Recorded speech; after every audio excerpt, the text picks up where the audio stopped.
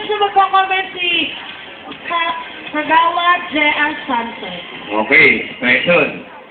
Ito, i-announce ko lang muna.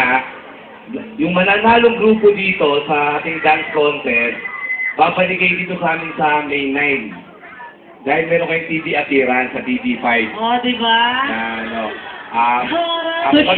Merong programa ang TV5, yung Good Morning Club, na i-feature nila ang Barangay Bambang. Ngayon, kayo yung isasalang namin dun sa parang segment na may magsasayaw.